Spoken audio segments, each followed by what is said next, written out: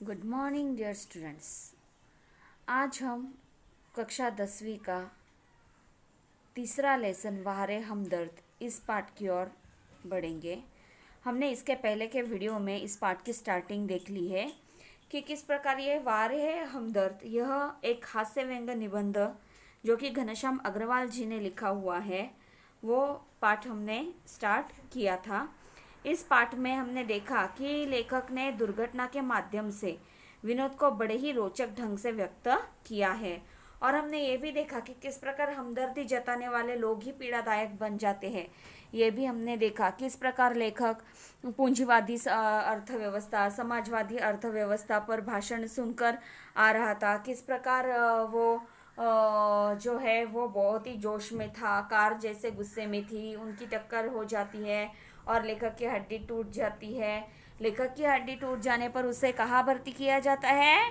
Correct, सार्वजनिक अस्पताल में उन्हें भर्ती किया जाता है। जब वो होश में आते हैं तो एक व्यक्ति मानो उन्हें बताने के लिए ही वहाँ पर बैठा हुआ हो कि आप एक सार्वजनिक अस्पताल के प्राइवेट वार्ड में भर्ती हुए है, आपके बस पैर की एक हड्डी टूटी है, बाकी आपका पैर बाकी आप अच्छे हो, मानो यही बताने के लिए वो वहाँ पर रुका हुआ था।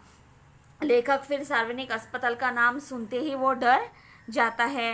वो सोचता है कि टांग का टूटना यानी सार्वजनिक अस्पताल में भर्ती होना, यह मुहावरा उसे सूझता है। फिर वो कहता है कि टांग टूटना एक सिर्फ घटना थी, लेकिन मैं जो सार्वजनिक अस्पताल में भर्ती हुआ हूँ वो मानो एक दुर्घटना है। क्यों? वो मैंने आपको एक्सप्लेन किया था, इसके पहले वीडियो में मैंने आपको एक्सप्लेन किया था। फिर जैसे ही वो टांग टूटने के बाद लेखक को उन लोगों की फिक्र होने लगी जो हमदर्दी जताने के लिए लेखक से मिलने के लिए आएंगे। फिर हमने देखा कि जनरल वार्ड के नियम क्या होते हैं, प्राइवेट वार्ड के नियम क्या होते हैं, उसके बारे में हमने इस पाठ में देखा। उसके बाद हमने ये भी देखा कि जो परिचित लोग होते हैं, जो रिश्तेदार होते हैं, वो मिलने के लिए आते हैं। कई लोग जो होते हैं वो समय का पालन नहीं करते, घंटों तक बैठकर गप्पे लड़ाते रहते हैं और जो पेशेंट होता है उसे आराम करना होता है वो आराम करने नहीं देते। सबसे पहले वो लोग आते हैं कि जो व्यक्ति बीमार होने पर लेखक उनको मिलने के लिए गया था वो लोग पहले मिलने के लिए आते हैं। फिर लेखक कहते हैं कि लोगों में वो लोग भी होते हैं जो सिर्फ औपचारिकता निभाने के लिए वहाँ पर आते हैं कि मैं आपको मिलने के लिए आया था, यह बतलाने के लिए वो आते हैं। उन्होंने एग्जाम्पल के तौर पर उनके ऑफिस के जो बड़े साहब हैं उनका एग्जाम्पल उन्होंने दिया था कि उन्होंने सोचा था कि मैं आज सोया रहूँगा, लेकिन कोई भी आए मैं जागूंगा नहीं। लेखक उठते नहीं हैं तो वो सोचते हैं कि अगर ये लेखक उठे नहीं तो उनको कैसे पता चलेगा कि मैं उन्हें मिलने के लिए यहाँ पर आया था, मैं उनसे मिलने के लिए आया था। इसलिए वो क्या करते हैं, हिलाकर देखते हैं। हिलाकर देखने के बाद भी लेखक जब उठते नहीं हैं तब वो क्या करते हैं, लेखक के जो टूटी हुई हड्डी होती है वहाँ पर जोर से दबाते हैं और जब लेखक कराह कर यानी वेदनाओं से तड़प कर उठते हैं तब वो कहते हैं कि कहो अब दर्द कैसा है। यहाँ तक हमने लास्ट वीडियो में देखा था। अब उसके आगे हम देखेंगे। मोहल्ले वाले अपनी फुर्सत से आते हैं। मोहल्ले वाले जो होते हैं वो कैसे होते हैं, अपनी फुर्सत से, अपने टाइम के हिसाब से वो क्या करते हैं, पेशेंट को फुर्सत से यानी कैसे कि अपना जैसे टाइम होगा वैसे काम वगैरह सब निपटा कर जो टाइम बचेगा उसमें जाकर वो मिलकर आते हैं। उस दिन जब सोनाबाई अपने 4 बच्चों के साथ आई तो मुझे लगा कि आज फिर कोई दुर्घटना होगी। देखो, जो सोनाबाई थी जो उनके मोहल्ले में रहने वाली थी, वो जब लेखक को मिलने के लिए आई तो और वो कैसे आई, जब सोनाबाई आई वो अकेले नहीं आई तो क्या किया, उसने अपने 4 बच्चों को साथ ले आई। मोस्टली जब हम हॉस्पिटल में किसी पेशेंट से मिलने के लिए जाते हैं तो हम क्या करते हैं, छोटे बच्चों को साथ में नहीं ले जाते, ठीक है, क्योंकि वो अस्पताल का नियम ही होता है कि छोटे बच्चों को मत लाओ।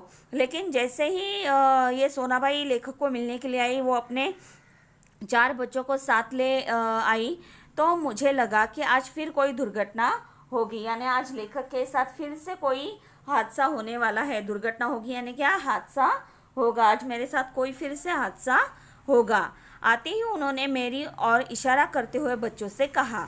जैसे ही वो अस्पताल में आई आते ही उसने क्या किया, लेखक की ओर इशारा करते हुए उसने अपने बच्चों से कहा, ये देखो चाचा जी। उसका अंदाज कुछ ऐसा था जैसे चिड़ियाघर दिखाते हुए बच्चों से कहा जाता है, ये देखो बंदर। देखो चिड़ियाघर यानी क्या कि जहाँ पर पशु पक्षी होते हैं, ऐसा घर। देखो जब हम छोटे बच्चों को लेकर जाते हैं या फिर कहीं बाहर घूमने जाएंगे, हमारे साथ छोटा बच्चा अगर हो, अगर बंदर वगैरह दिख जाए तो हम क्या करते हैं, उसे दिखाते हैं, देखो देखो देखो वो देखो बंदर वहां पर बैठा है, कितनी उत्सुकता से दिखाते हैं। और फिर वो बच्चा भी क्या करता है, छोटा बच्चा खुश हो जाता है, क्लैप वगैरह करता है। वैसे ही जब सोनाबाई जब अस्पताल में आई तो उसने कुछ ऐसा अंदाज व्यक्त किया बताने का कि ये देखो चाचा जी, ऐसे बता रही थी कि मानो वो क्या कर रही है, किसी बंदर को दिखा रही है, मानो वो बच्चों से जैसे चिड़ियाघर दिखाते हुए बच्चों से कहा जाता है ना, वो देखो बंदर, वैसे ही जान पहचान वो क्या कर रही थी, लेखक की करवा कर दे रही थी। बच्चे खेलने लगे, एक कुर्सी पर चढ़ा तो दूसरा मेज पर। देखो यहाँ पर अस्पताल में आने के बाद कैसे बैठना चाहिए, बहुत ही शांत बैठना चाहिए। लेकिन यहाँ पर आने के बाद जो सोनाबाई थी उसके बच्चे खेलने लगे। एक लड़का जो था वो कुर्सी पर चढ़ गया, दूसरा मेज पर टेबल पर चढ़ गया। सोनाबाई की छोटी लड़की दवा की शीशी लेकर कथकली डांस करने लगी। सोनाबाई की जो छोटी लड़की थी उसने क्या किया, लेखक की जो दवा की बोतल थी उस बोतल को लिया, उस शीशी को लिया और वो लेकर वो क्या करने लगी, कथकली डांस करने लगी। यानी क्या बच्चे क्या कर रहे थे, शरारत कर रहे थे। रप रप की आवाज़ ने मेरा ध्यान बटाया। रप रप की जो आवाज़ आ रही थी उससे लेखक का ध्यान बटाया, यानी क्या लेखक का ध्यान दूसरी जगह पर गया। क्या देखता हूँ कि सोनाबाई का लड़का मेरी टांग से साथ कर रही रेत की थैली पर बॉक्सिंग की प्रैक्टिस कर रहा है। लेखक ने क्या देखा कि रपरप की आवाज़ क्या आ रही है, इसलिए लेखक ने देखा तो उसने क्या देखा कि सोनाबाई का जो लड़का है वो क्या कर रहा है कि रेत की जो थैली लगाई हुई थी, लेखक के टूटे हुए टांग के साथ जो थैली लगाई हुई थी उस पर वो क्या कर रहा है, बॉक्सिंग की प्रैक्टिस कर रहा है। यानी ये जो सारा दृश्य देखेंगे तो कैसे है, सोनाबाई के चारों बच्चे बहुत ही शरारती है, मस्ती करने वाले हैं। क्योंकि देखेंगे एक कुर्सी पर चढ़ जाता है, एक टेबल पर चढ़ जाता है। लड़की जो है वो दवा की शीशी लेती है, दवा की शीशी लेकर वो क्या करती है, कथकली डांस करने लगती है। जो लड़का है वो क्या कर रहा है कि लेखक के टांग के सहारे जो रेत की थैली टांगी हुई है उसके साथ वो क्या कर रहा है, बॉक्सिंग की प्रैक्टिस कर रहा है। मैं इसके पहले कि उसे मना करता, यानी लेखक ने देखा कि वो क्या कर रहा है, अरे बाबा वो किससे खेल रहा है, मेरे पैर को जो सहारा दिया है उसी रेत के थैली के साथ खेल रहा है। लेखक कि नहीं बाबा ऐसा मत कर, उससे दूर ही रहे, ऐसा कुछ उसे मना करता। सोनाबाई की लड़की ने दवा की शीशी पटक दी। लेखक उस लड़के से बात करता, तब तक क्या किया, सोनाबाई की जो लड़की थी उस लड़की ने क्या किया कि जो दवा की शीशी थी उसे पटक दी। यानी उसके हाथ से जो दवा की शीशी थी वो टूट गई। उसके हाथ से दवा की शीशी क्या हो गई, टूट गई। शीशी यानी कि कांच की छोटी बोतल, दवा की कांच की छोटी बोतल। देखो अगर बच्चे ऐसे मस्ती करेंगे, अगर हम जाएंगे अस्पताल में और ऐसा कुछ करेंगे तो हमारे पेरेंट्स क्या करेंगे, सबसे पहले डांटेंगे कि अस्पताल में आए हो, शांत बैठो, मरीज को तकलीफ नहीं होनी चाहिए। लेकिन ये जो सोनाबाई थी उसने कहीं पर भी अपने बच्चों को डांटा क्या, एक कुर्सी पर चढ़ रहा है, दूसरा मेज पर चढ़ रहा है, लड़की जो है वो दवा के शीशी के साथ खेल रही है, लड़का जो है वो बॉक्सिंग उसी रेत की थैली के साथ खेल रहा है। यानी देखो यहाँ पर वो तो कुछ बोल नहीं रही, लेकिन लेखक कुछ बोलने जाए उसके पहले उसके लड़की ने क्या किया था, सोनाबाई के दवा की शीशी पटक दी थी। यानी कांच की जो दवा की बोतल थी उस बोतल को क्या किया था, कांच की छोटी बोतल को क्या किया था, जमीन पर पटक दिया था, फोड़ दिया था। सोनाबाई ने एक पल लड़की को घूरा, सिर्फ उसने क्या किया, सिर्फ एक ही पल, एक ही क्षण के लिए अपने लड़की को घूरा, फिर हंसते हुए बोली। फिर उसने हंसते हुए कहा, भैया पेड़े खिलाओ, दवा गिरना शुभ होता है। दवाई गई, समझो बीमारी गई।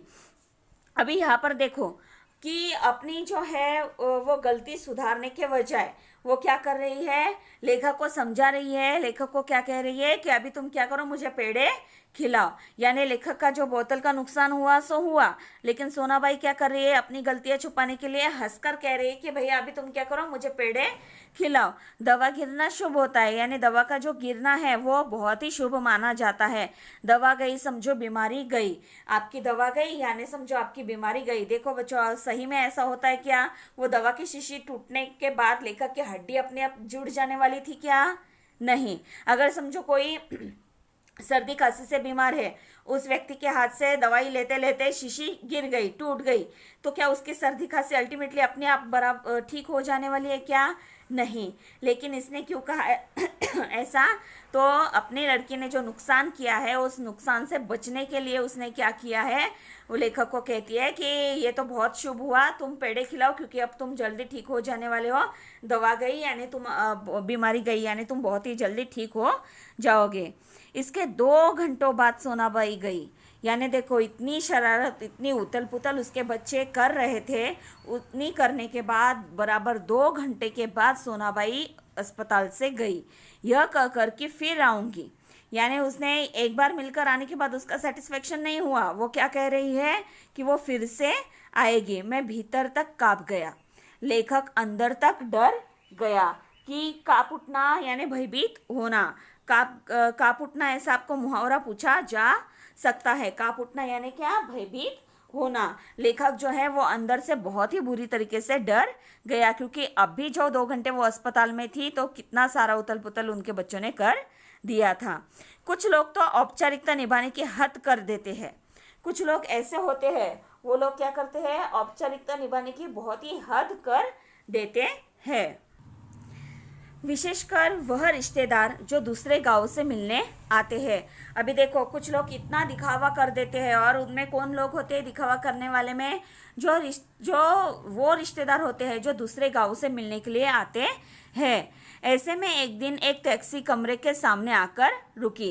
ऐसे में कि लेखक ये भी कह रहा है कि कुछ लोग गांव से आते हैं और वो दिखावा करते हैं कि तुम ऐसे बीमार हो तो मुझे बहुत ही बुरा लग रहा है। ऐसे में क्या होता है, एक जो टैक्सी होती है वो लेखक के कमरे के सामने आकर रुक जाती है। उसमें से निकल कर एक आदमी आते ही मेरे छाती पर सिर रखकर औंधा पड़ रोने लगा और कहने लगा। देखो, वो जो टैक्सी कमरे के सामने आकर रुकी, उसमें से एक आदमी निकल कर आया। वो आते ही लेखक के छाती पर औंधा पड़ उल्टा पड़कर वो क्या करने लगा, रोने लगा और कहने लगा, हाय तुम्हें क्या हो गया?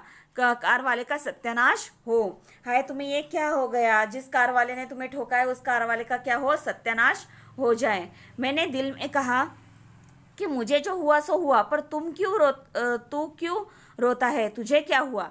लेखक मन ही मन में कह रहा था, मुझे जो हुआ है सो हुआ है, मुझे दर्द तकलीफ हो रही है सो हुई है, लेकिन तुम्हें क्या हुआ है? तुम क्यों इतने रो रहे हो? वह थोड़ी देर मेरी छाती में मुंह गड़ाए रोता रहा। फिर रोना कुछ कम हुआ। उसने क्या किया, थोड़ी देर तक लेखक के छाती पर मुंह गड़ाए वैसे ही रखकर वो क्या करता रहा, रोता रहा, और कुछ रोना कुछ उसका फिर कम हो गया। उसने मेरी छाती से गर्दन हटाई और जब मुझसे आंख मिलाई तो एकदम चुप हो गया। उसने क्या किया, लेखक के छाती से अपनी गर्दन उठाई और जब लेखक से आंख मिलाई, उसने जैसे ही आंख मिलाई तो वो एकदम चुप हो गया। यानी उसकी आंखों में आंखें डाली तो वो एकदम ही चुप हो गया। फिर धीरे से हंसते हुए बोला। फिर धीरे से उसने क्या किया, हंसते हुए वो बोला, माफ़ करना, मैं गलत कमरे में आ गया था। देखो, लोग इतनी औपचारिकता निभाते, इतना दिखावा करते हैं कि हम मिलने जा रहे हैं सामने वाले से, अगर उससे मिलने जा रहे हैं तो परफेक्ट वही व्यक्ति है या नहीं, वो बिना देखे ही वो उस व्यक्ति ने क्या किया था, अपना रोना धोना शुरू कर दिया था। उसने ये भी नहीं देखा कि मैं कौन से पेशेंट से मिलने के लिए आया हूँ, वही वो व्यक्ति है या नहीं। फिर उसे क्या समझ में आता है कि मैं जिसे मिलने आया था वह ये व्यक्ति नहीं है, इसलिए वो हंसकर बोलता है कि माफ़ कर देना, मैं गलत कमरे में आ गया था। आजकल लोग ठीक से बताते भी नहीं, बता भी तो नहीं, यानी आजकल लोग ठीक से बताते भी नहीं है कि पेशेंट कहाँ पर है, कौन सा व्यक्ति को कहाँ पर रखा गया है। गुप्ता जी का कमरा शायद बगल में है। जिस गुप्ता जी से ये व्यक्ति मिलने के लिए आया था उसका कमरा शायद बगल में है, यानी लेखक के साइड में है। अच्छा भाई माफ करना। वो क्या करता है, हे करता हुआ हंसता हुआ वहां से निकलता है और वो कहता है अच्छा भाई माफ करना कहकर वह चला जाता है। ऐसा कहकर वो चला जाता है। देखो औपचारिकता तो वो निभा ही रहा है, लेकिन उसके समझ में आ रहा है कि पापा ये जो व्यक्ति है जिसे मैं मिलने आया था वो ये व्यक्ति नहीं है, लेकिन वो व्यक्ति भी तो उसके अभी पैर की हड्डी टूटी हुई है, उसे भी तो कार के साथ एक्सीडेंट हुआ है। तो ठीक है, नहीं जानता है पहचानता है तो हे करके हंसकर जाने की क्या बात है। तो उस व्यक्ति से दो चार बातें पूछो कि आप कैसे, क्या एक्सीडेंट हुआ, अभी आपकी तबीयत कैसी है वगैरह। नहीं, वो सिर्फ किसके लिए आया था, औपचारिकता निभाने के लिए वो यहाँ पर आया था। माफ करना ऐसा कहकर वह चला गया। अब वही रोने की आवाज मुझे पड़ोस के कमरे से सुनाई पड़ी। जो रोने की आवाज उसे आ रही थी वही रोने की आवाज जो है वो लेखक को अभी बाजू वाले पड़ोस के कमरे से सुनाई पड़ी। उसी तरह वो व्यक्ति क्या कर रहा था, जो गुप्ता जी से मिलने आया था, उन गुप्ता जी के सीने पर सर रखकर वैसे ही वो रो रहा था। मुझे उस आदमी से अधिक गुस्सा अपनी पत्नी पर आया। लेखक को उस व्यक्ति पर कम गुस्सा आया, लेकिन सबसे ज्यादा गुस्सा किसके ऊपर आया था, लेखक के पत्नी पर आया। क्योंकि इस प्रकार रोता देख पत्नी ने उसे मेरा रिश्तेदार या करीबी मित्र समझकर टैक्सी वाले को पैसे दे दिए थे। देखो उसने इतनी औपचारिकता दिखानी थी कि मानो कि जो टैक्सी से वो आया था उस टैक्सी का बिल भी देना उसने ठीक नहीं समझा। जैसे ही टैक्सी से उतरा वो सीधा लेखक के पास आकर रोने लगा और पत्नी को भी लगा वो इतनी बुरी तरीके से रो रहा है अपने पति से मिलकर, शायद ये कोई रिश्तेदार होगा या करीबी दोस्त होगा अपने पति का। इसलिए उसने क्या समझा कि चलो वो बहुत ही दुख में है तो मैं क्या करती हूँ, जिस टैक्सी से आया हूँ उस टैक्सी का बिल भर देती हूँ। तो ऐसा समझकर उसने क्या किया था, उस व्यक्ति का टैक्सी का बिल भर दिया था। लेकिन वो ना ही उनका करीबी रिश्तेदार था ना ही लेखक का कोई दोस्त था। इसके लिए लेखक को अपने पत्नी पर बहुत ही गुस्सा आया क्योंकि उसने उसके पैसे भर दिए थे। हमदर्दी जताने वालों में वे लोग जरूर आएंगे जिनकी हम सूरत भी नहीं देखना चाहते। हम लेखक यहाँ पर कहता है कि हमदर्दी यानी सहानुभूति जताने के लिए वो लोग जरूर आएंगे जिनके हम सूरत भी नहीं देखना चाहते, यानी जिनसे हम बहुत ही परेशान हो जाते हैं, ऐसे लोगों को हम मिलना भी नहीं चाहते हैं, ऐसे लोग भी वहाँ पर जरूर आते हैं। हमारे शहर में एक कवि है श्री लपकानंद। लेखक अभी बता रहा है कि लेखक के शहर में एक कवि है और उनका नाम क्या है, श्री लपकानंद, ऐसा उनका नाम है। उनकी बेतुकी कविताओं से सारा शहर परेशान है। उनकी जो बेतुकी कविताएं हैं उन कविताओं से जो है वो सारा शहर परेशान है। बिना अर्थ वाली कविताओं से क्या है, सारा शहर जो है वो बहुत ही परेशान होता है। मैं अक्सर उन्हें दूर से देखते ही भाग खड़ा होता हूँ। लेखक जैसे ही उन्हें दूर से देखते हैं, जैसे ही दिखे कि वो सामने से आ रहे हैं, लेखक क्या होता है, भाग खड़ा हो जाता है, यानी वहां से वो क्या हो जाता है, भाग जाता है। जानता हूँ जब भी मिलेंगे 10-20 कविताएं पिलाए बिना नहीं छोड़ेंगे। लेखक ये जानते हैं कि वो जब भी मिलेंगे, जब मिलते हैं तब वो 10-20 कविताएं पिलाए बिना यानी सुनाए बिना नहीं छोड़ते। जब भी वो किसी व्यक्ति को मिलते हैं तो अपनी जो 10-20 कविताएं होती है जो बहुत ही बेतुकी होती है, अर्थहीन होती है, ऐसी कविताएं जो है जिससे सुनकर लोग बहुत ही परेशान हो जाते हैं, बोर हो जाते हैं, ऐसे 10-20 कविताएं सुनाए बिना वो नहीं छोड़ेंगे। एक दिन बगल में झोला दबाए आ पहुंचे। एक दिन उन्होंने क्या किया, बगल में जो झोला है वो दबाए हुए वो आ गए, लेखक को मिलने के लिए वो आ गए। झोला यानी क्या, एक थैला,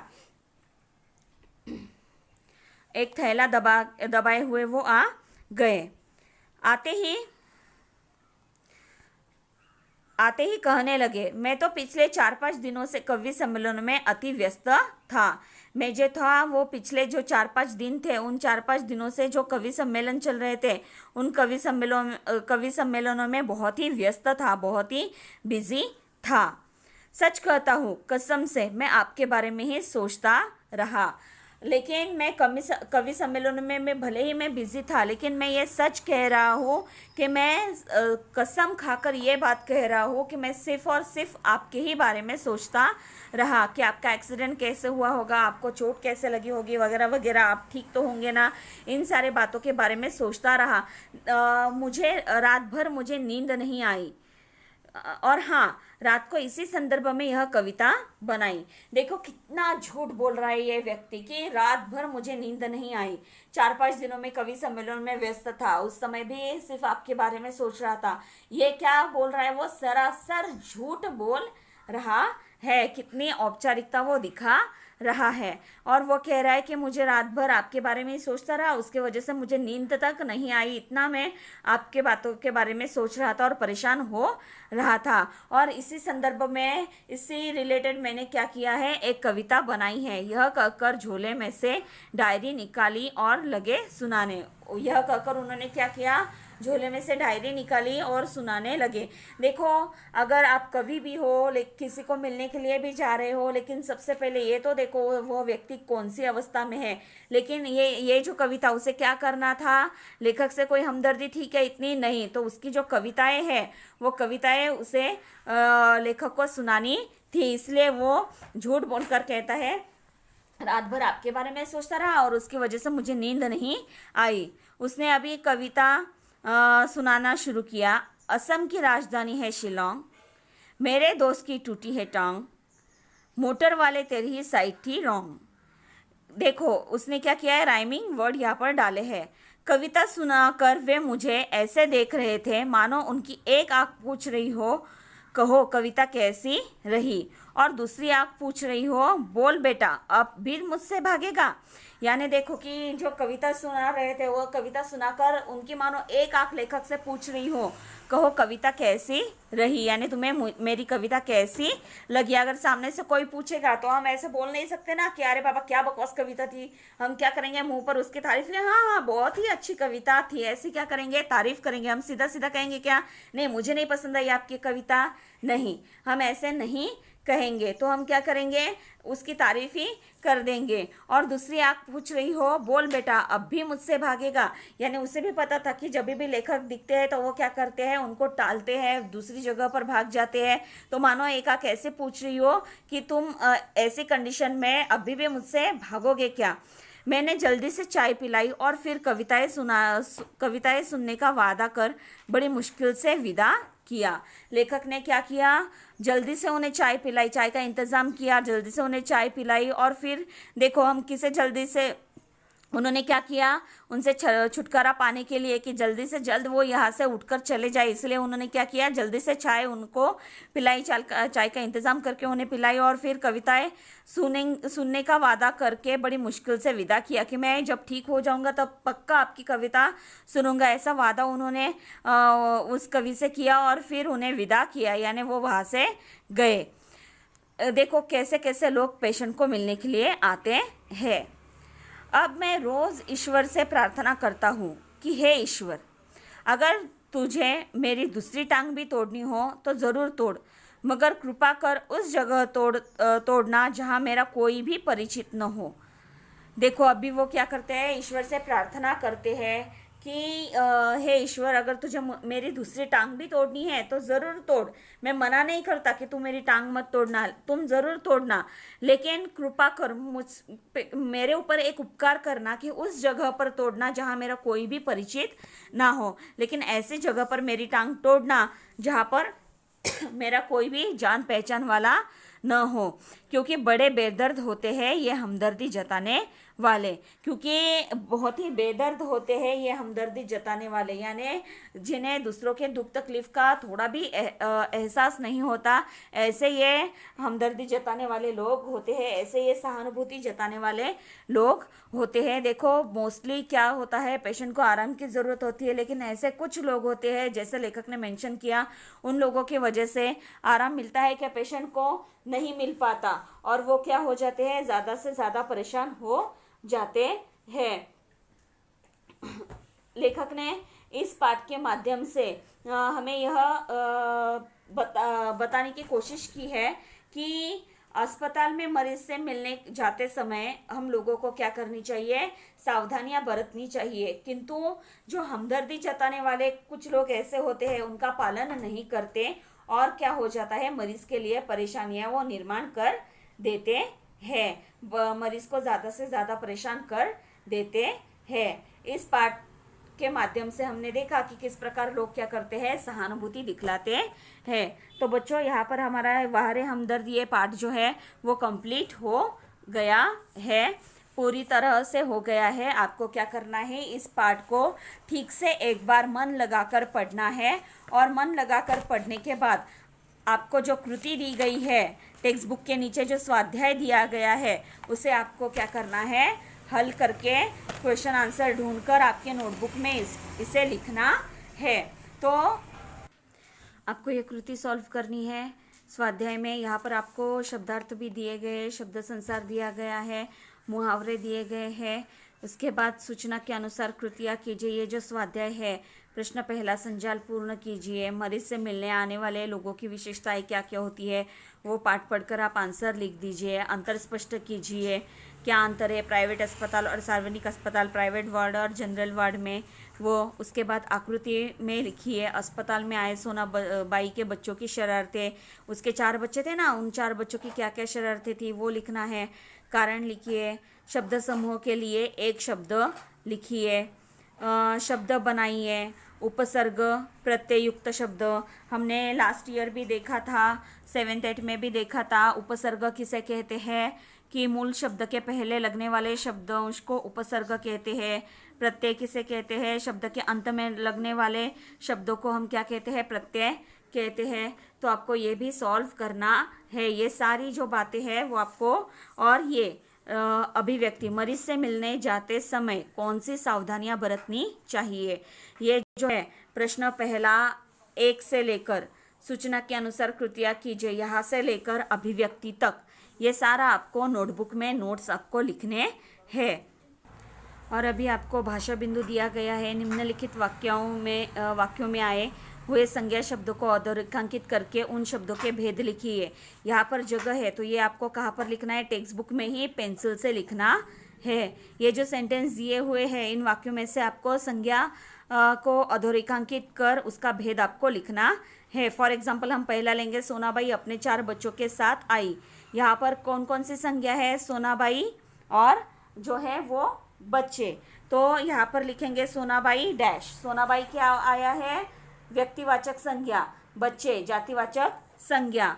गाय बहुत दूध देती है, गाय डैश, क्या आएगा, गाय जातिवाचक संज्ञा, दूध द्रव्यवाचक संज्ञा। ऐसे आपको यहाँ पर लिखने हैं। सेंटेंस में से क्या संज्ञा है वो पहचाननी है, और वो यहाँ पर आपको टेक्स्ट बुक में पेंसिल से लिखने हैं। फिर से एक बार बोलती हूँ, स्वाध्याय जो है वो पूरा अभिव्यक्ति तक आपको नोटबुक में लिखना है, और ये जो है भाषा बिंदु वो टेक्स्ट बुक में ही पेंसिल से आपको यहाँ पर लिखना है। ये सारे 10 सेंटेंस आपको सॉल्व करने हैं। उसके बाद पाठ में प्रयुक्त किन्हीं 5 संज्ञाओं को ढूंढकर उनका वाक्य में प्रयोग कीजिए। ये आप नोटबुक में लिखेंगे, ठीक है, ये आप नोटबुक में लिखना। ये जो सेकंड क्वेश्चन है, पाठ में प्रयुक्त किन्हीं 5 संज्ञाओं को ढूंढकर उनका वाक्य में प्रयोग कीजिए, ये जो है वो आप नोटबुक में लिखेंगे। फिर से ये सवाल तीसरा जो है, निम्नलिखित वाक्यों के रिक्त स्थानों में उचित सर्वनामों का प्रयोग कीजिए। ये जो रिक्त स्थान है वहां पर आपको क्या करना है,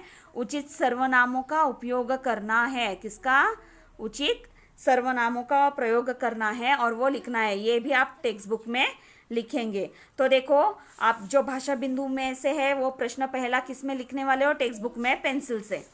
प्रश्न दूसरा, पाठ में प्रयुक्त किन्हीं 5 संज्ञाओं को ढूंढकर उनका वाक्य में प्रयोग कीजिए, किस में लिखने वाले हो, नोटबुक में, ठीक है। और ये प्रश्न तीसरा जो है, निम्नलिखित वाक्यों के रिक्त स्थानों में उचित सर्वनामों का प्रयोग कीजिए।